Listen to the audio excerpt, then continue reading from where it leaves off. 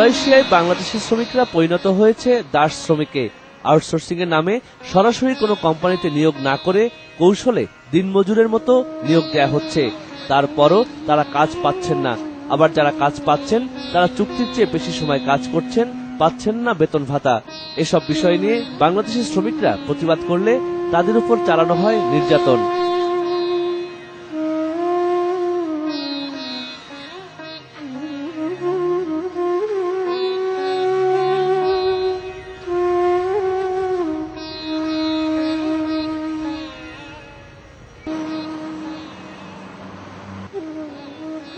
কুয়ালালামপুরের জমজমাট ডিস্কো আর পাব এলাকার এই 2 রুমের পরিত্যক্ত বাড়িতে থাকেন 36 জন বাংলাদেশি শ্রমিক। এই বাড়ি যেমন ঝুঁকিপূর্ণ তেমনি এর টয়লেট, আরো আছে ছারপোকার অত্যাচার। জনপ্রতি প্রায় 2.5 লাখ টাকা নিয়ে মালয়েশিয়ার পাংলিমা ইন্টার্ন ক্লিনিং সার্ভিসেস নামের আউটসোর্সিং প্রতিষ্ঠানের হাতে এদের তুলে দেয় ঢাকার জিরানি ট্রাভেলস। আমাদের রুমে কথা ছিল যে অতিরিক্ত 60 জন বা অতিরিক্ত 5 জন লোক থাকার কথা, এখন থাকতেছে আমরা গত 15 জন। আর যে বাথরুমের কথা ছিল খুব হাইফে বাথরুম, সে বাথরুম ভাঙ্গা এবং উপর দিক থেকে পানি পড়ে। আর মশার জ্বালা বা কামড়ের জ্বালা আমরা সহ্য করতে পারি না। আমাদের বলছে বাংলাদেশ থেকে তোমাদের বেতন হবে 934 টাকা। তোমরা বাংলাদেশে ওইখানে যায় 8 ঘন্টা ডিউটি করবা, 8 ঘন্টা বেসিক আসবে তোমাদের 600, আর বাকিটা তোমাদের আসবে ওভার টাইম। মোট 11 ঘন্টা তোমাদের কন্ট্রাক্টে আছে, 11 ঘন্টা তোমাদের ডিউটি, সপ্তাহে একদিন ছুটি আছে। আর 8 ঘন্টা ডিউটি হিসাবে আমরা যে পরিমাণ পরিশ্রম আমরা মালয়েশিয়াতে করতেছি এটা আর ভাষায় প্রকাশ করা যাব না। আমাদের কন্ট্রাক্টে যা আছে, আমরা 2 মাস ধরে আইছি, আমরা বেতন দিতেছি আমাদেরকে 200, কেউ দিতেছে 17 টাকা, কেউ দিতেছে 30 টাকা। আমাদের কথাবার্তা চাল 8 ঘন্টা ডিউটি আর 3 ঘন্টা হলে ওভার টাইম, 11 ঘন্টা মোট, এখন 18 ঘন্টা ডিউটি করি। আমরা প্রতিদিন 18 ঘন্টা ডিউটি করি। ডিউটি করার পরে আমাদের বাসা মানে মার্কেটের থেকে বাসা আসার জন্য আমাদের 8 ঘন্টা লাগে, 12:30 বাজে। এখানে আমরা আইসা পাক করি, খাওয়া দাওয়া করি, আমাদের রাত 2টা বাজে জায়গা। তারপরে আমরা শুই, আমরা 2-3 ঘন্টা শোয়ার পরে আমাদের সকাল ভোরে 7টার দিকে উঠতে হয়। কন্ট্রাক্ট অনুযায়ী মাসে ন্যূনতম 3 ঘন্টা ওভারটাইম সহ বেতন দেওয়ার কথা ছিল 934 রিঙ্গিত। এখানে আসার পর বেতন পাচ্ছে তার 4 ভাগের 1 ভাগ। এর মধ্যেও আছে নানা কাটাকাটি। সবার পাসপোর্ট এবং অনেকের কন্ট্রাক্ট ফর্ম কোম্পানি রেখে দেয়, প্রায়শই পুলিশি ঝামেলার শিকার হতে হয়। 500 টাকা 550 টাকা বেতন পাই, 80 টাকা যদি লেভি দিতে হয়, 15 টাকা যদি ইলেকট্রিসিটি বিল দিতে হয়, আর 15 টাকা যদি ওয়াটার বিল দিতে হয়, তাহলে আমরা থাক এবং খাবার জন্য 150 টাকা লাগবে, আমার থাকবে কয় টাকা? মালয়েশিয়াতে আসছি 2.5 লক্ষ টাকা খরচ করে। বিভিন্ন ধরনের দালালে বিভিন্ন ধরনের কথা বলছে যে অনেক বেতন হবে, কিন্তু বাস্তবে আইসা তা কিছুই নেই। 38 দিন ডিউটি করার পর বছরে বললাম যে আমার বেতন কেন 13 দিন হবে, ওইগুলা সম্পূর্ণ ট্রেডিং। কাজ করছি 22 দিন, 4-5 দিন মনে করেন যে সাইডে কাজ করেছে কোম্পানি, আর 17-18 দিন মনে করেন যে লয়ারে করছি, কাট পাস করছি।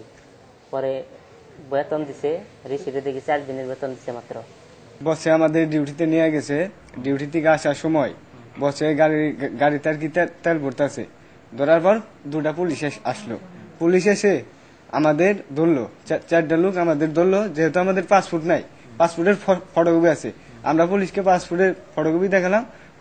পুলিশ আমাদের পাসপোর্টের ফটোকপি ঢেল দিয়ে ফালাই দিল। ফালাই দিয়ে আমাদের থানায় সামনে নিয়ে গেল। এখন আমাদের বস যে আসছিল এক বস, সেই বস আমাদের টাকা দিয়ে ছাড়াইছে। পরের মাসে 55 টাকা করে বসে কাইটা নিচ্ছে। আমরা 5 জন লাস্ট আইলাম, আমাদের 5 জনের ওদের কন্টাক্ট ফর্মটা চাই নিয়ে গেছে। আমরা চাই বাংলাদেশ সরকারের কাছে যে আমরা যেভাবে মালয়েশিয়া কলিং আসছি, আমি চাই না আমাদের বাংলার ভাইরা এইভাবে মালয়েশিয়া কলিং আসে আমাদের মধ্যে দুঃখ করুক। বসে ভাবি নিরালাই, বন্ধু আর পিরিথে আমার অন্তর পুইরা যায়। বসে ভাবি নিরালাই, বন্ধু আর পিরিথে আমার অন্তর পুইরা যায়। যেমন ইটের ভাটায় দিয়া কয়লায় আগুন লাগাইছে, যেমন ইটের ভাটায় দিয়া কয়লায় আগুন লাগাইছে, দিওয়ানা বানাইছে। মালয়েশিয়া গিয়ে যারা কাজ পেয়েছেন তারা আছেন এই অবস্থায়, আর যারা সবেমাত্র মালয়েশিয়া এসেছেন আছেন কুয়ালালামপুরের শহরতলিতে। তারা কেমন আছেন? যেখানে তাদের থাকতে দেয়া হয়েছে সেটা বাড়ি কিনা তা নিয়ে প্রশ্ন উঠতে পারে। একটি শপিং মলের দোতলায় মাত্র 2টি রুমে গাদাগাদি করে থাকেন শতাধিক মানুষ। পালা করে ঘুমানো আর পালা করে টয়লেটে যেতে হয়। রান্নাঘরে টয়লেটের নোংরা পানিতে সয়লাভ, তার ভেতরেই আলুর ডাল আর ভাত রান্না হয়। এদের অনেকেই এয়ারপোর্ট থেকেই হয়রানির শিকার হয়েছেন, না খেয়ে থেকেছেন, এমনকি টাকার লোভে হৃদরোগীকেও সুস্থ দেখিয়ে নিয়ে আসা হয়েছে। কথা ছিল ফলের দোকানে, গলফ কোর্স আর পেট্রোল পাম্পে কাজ দেয়ার, অথচ এখন কবর খোঁড়ার কাজ করতে বলা হচ্ছে। এরা সবাই এখন দেশে ফিরতে চান।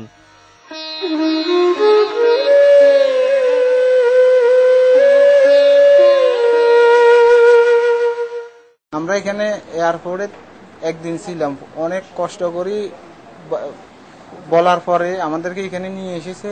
এখানে আসি আমরা, এখানে অনেক লোক যা গণার বাইরে। আমরা আসি অনেক কষ্ট করি। আমরা 2 দিন আমরা সিঁড়ির মধ্যে ছিলাম, ভিতরে প্রবেশ করার আমাদের সুযোগ ছিল না। তখন আমরা একটা বাথরুম একটা টয়লেট, এখন ওখানে আমরা পারি না। পরে আমরা বাইরে যাইয়া বাথরুম করতে হয়। এখানে আমাদেরকে কাজ দিবার কথা ছিল এয়ারপোর্ট, পেট্রোল পাম্প। পানি নাই, বাথরুম নাই, নিজেদের এই বাথরুমের ময়লা আবর্জনা সব নিজেদের বেডে টেডে চলে যায়, যে রুমে থাকি। এইভাবে আমরা জীবনযাপন করতেছি। আমরা খেতে পারি না, ঘুমাতে পারি না। এক রুমে 60 জন, 40 জন, 50 জন এইভাবে থাকতেছি। 64 জন লোক আমরা আসছি। আমাদের কোনো পাসপোর্টও দেওয়া হয় নাই, আমাদের কোনো কাজও দেওয়া হয় নাই। আমাদের বিভিন্ন এজেন্টের কাছে বিক্রি করা হয়। প্রাথমিক পর্যায়ে আমরা এজেন্টের কাছে যাই, সে আমাদের বিভিন্ন জায়গায় কাজে নেয়। ওখানে আমাদের পাসপোর্ট চাই, পাসপোর্ট আমরা দিতে পারি না, আমাদের কোনো পেপারস নাই। আমাদের দেশীয় দালাল টাকা নিছে পেট্রোল পাম্পের কথা বলে, কিন্তু আমাদেরকে 22 তারিখের রাত্রিতে আমরা এয়ারপোর্টে ল্যান্ড করার পর আমাদেরকে এখানে নিয়ে আসা, তারপরের দিনই 23 তারিখে আমাদেরকে কাজে পাঠানো হয়। সেখানে আমরা যাই, গেলে পরে আমাদেরকে ওই যে সমস্ত বদের কাছে কাজ দেয় তারা বলে যে তোমাদের পাসপোর্ট দাও, পাসপোর্ট ছাড়া তোমাদের ভিসা লাগবে না। এই মতো অবস্থায় আমাদের ওখান থেকে পাসপোর্টের সমস্যার কারণে আমাদের ওই বস ব্যাক পাঠা দিছে। দালালে বলছিল আমাকে গল্পে স্টেডিয়ামে কাজ দিবে, কিন্তু এই দেশে আসছি একদিন পরে বিমানবন্দরতে বাড়িয়া বসে আমার এখানে নিয়ে আসছে। আনার পরে এরপরে 3 দিন পরে আমাকে কোয়ান্টাম পান ডিস্ট্রিক্টে নিয়ে গেছে, নিয়ে ওই জায়গায় বলছে যে জঙ্গল পরিষ্কার করার জন্য পাহাড়ে। হাড়ে সমস্যা, দেশে 18 মাস আগে মেডিকেল করছে আমার, করাতে আমার আদম ব্যবসায়ী চলবো, কোনো অসুবিধা নাই। আমার ইকুল আনছে হঠাৎ 1 মাসের মতো, আজকে আমার হার্ট স্ট্রোক করছে, করাতে নাকে রক্ত পড়তেছে।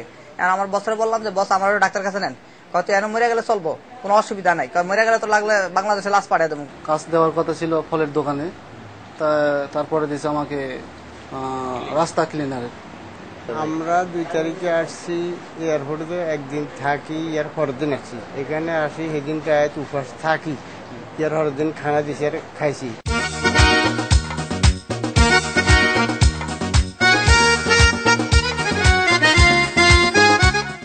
ট্যুরিজমের বিজ্ঞাপনে ট্রুলি এশিয়া লোগোর মতোই মালয়েশিয়ার রাজধানী ও পাশের এলাকাগুলো। এই দেশে বাংলাদেশি শ্রমিকদের দুর্দশার ছবি আন্তর্জাতিক মহলগুলোতে বিব্রত করে তোলে মহাথিরের উত্তরসূরি প্রধানমন্ত্রী বাদুইকে।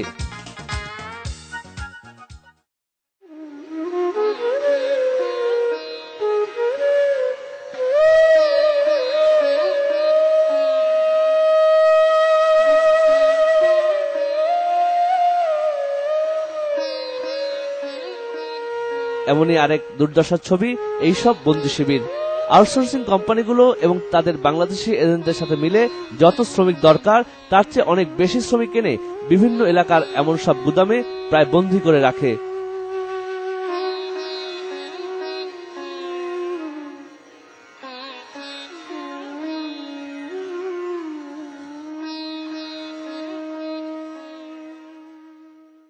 পাসপোর্ট করেছে আমরা নিজে জানি না, আমরা কাগজপত্র করছি না,